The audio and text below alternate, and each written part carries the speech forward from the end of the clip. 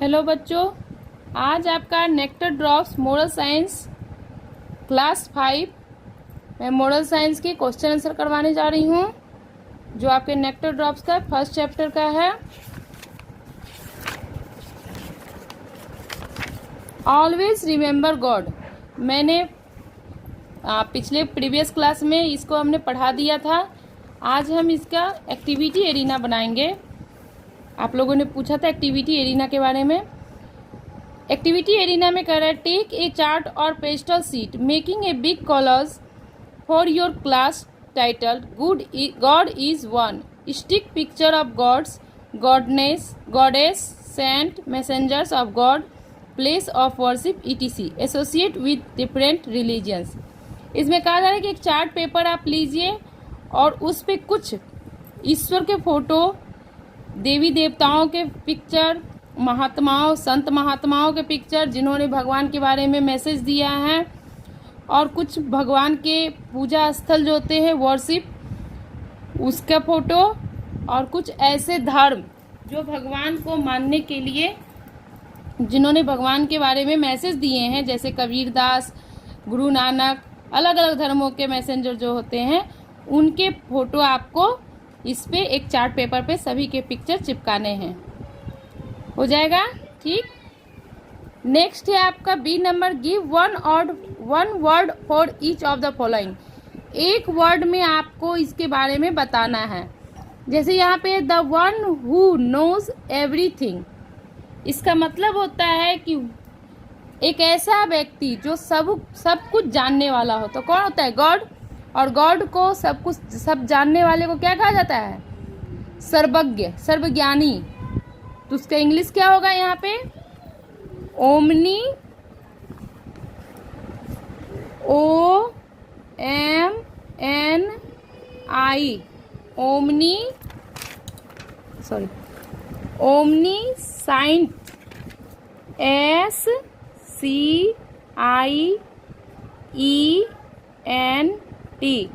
मतलब होता है सब कुछ जानने वाले, सर्वज्ञानी। दूसरा है आपका the one who is the most powerful, जो सबसे शक्तिशाली हो, जिसे कहा जाता है सर्वशक्तिमान। ओमनी पोटेंट, सर्वशक्तिमान, ओमनी पोटेंट। तीसरा है the one who is always present, वो जो हमेशा प्रेजेंट हो। तो क्या होगा? Omni present, omni present, PRESENT, जो हमेशा अवेलेबल हो, सर्वज्ञ। उसके बाद है आपका the one who embrace every substance, मतलब होता है वह व्यक्ति जो सबको गले लगाता हो, सबकी भलाई करते चलता हो, परोपकारी। तो इसे कहा जाता है omni corporeal, CORPOREAL,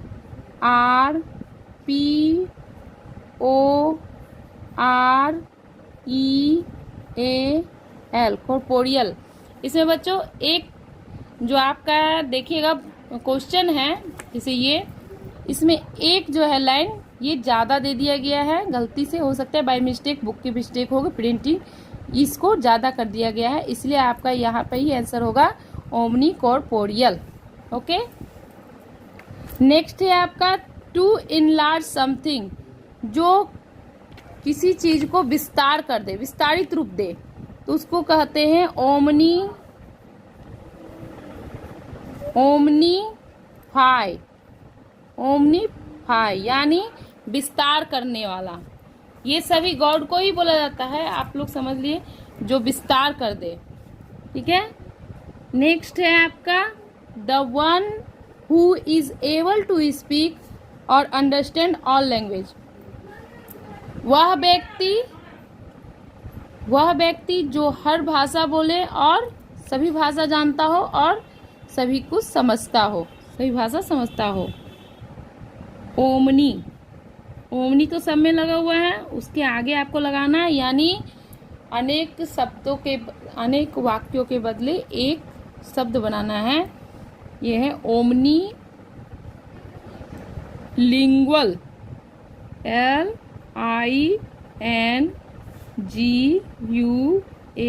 LINGUAL, omni lingual.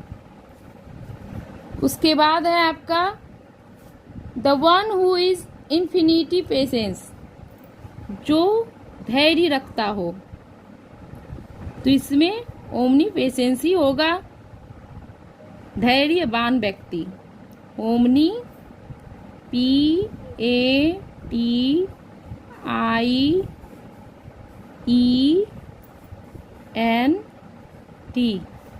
इसके बाद है the one who is prevalent every year in all thing, जो हर सब कुछ धारण करता हो, सब कुछ धारण करने वाला हो, उसे कहते हैं omni prevalent. OMNI, omni. PREVALENT।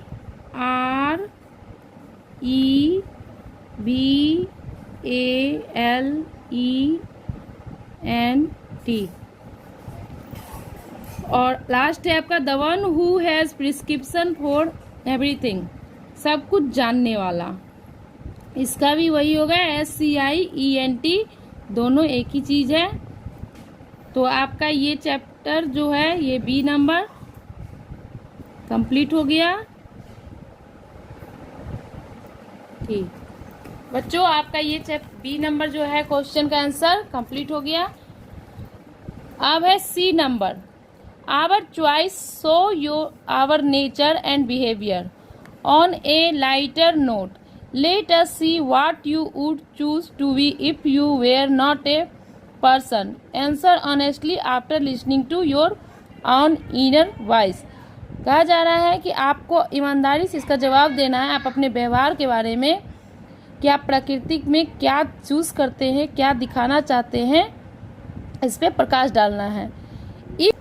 तो बच्चों इसमें आपको जवाब देना है और ये आपके बिहेव को बताएगा कि आपका नेचर, आपकी प्रकृति कैसी है।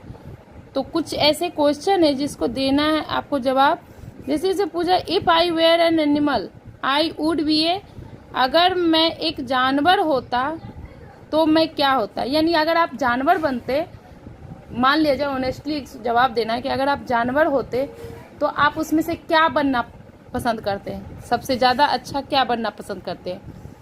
तो ये आपको लिखना है। अगर हम एक चिड़िया होते, if I were a bird, अगर हम एक पक्षी होते तो उसमें हम पक्षी में क्या बनना पसंद करते हैं। If I were a flower, अगर मैं एक फूल होता तो मैं क्या होता, यानी फूल में क्या पसंद करता, क्या बनना पसंद करता।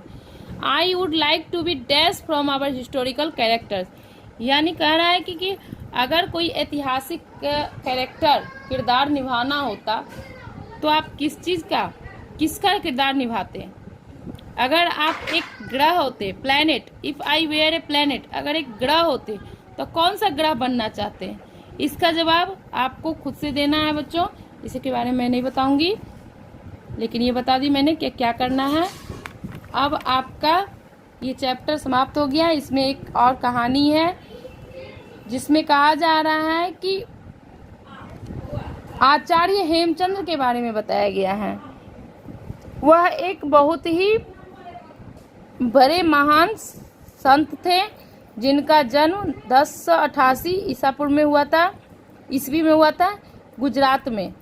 एक बार कुछ राजाओं ने सोचा कि हम लोग झूठ मूठ का लड़ाई झगड़ा में टाइम वेस्ट कर रहे हैं, हम लोगों को अब शांति चाहिए, फाइटिंग छोड़ के अब हम लोग शांति चाहते हैं। तो सभी ने भगवान से प्रार्थना करने की कोशिश की और सभी जो प्रार्थना करने लगे तो सभी अपने अपने भगवान से अपने तरीके से प्रार्थना करने लगे।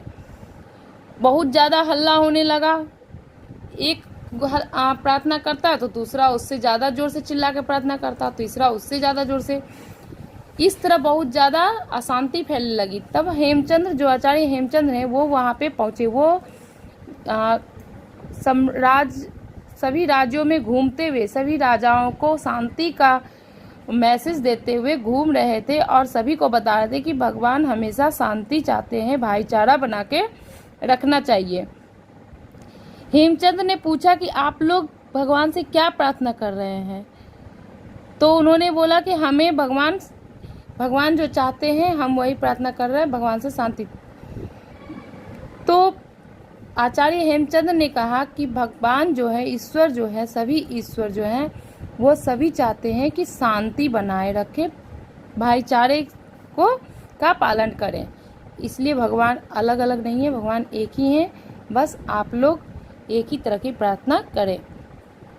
और तब राजाओं को रियलाइज हुआ कि ईश्वर एक है और सभी ईश्वर एक ही चीज़ चाहते हैं, बस हम लोग का तरीका जो है वो अलग अलग है।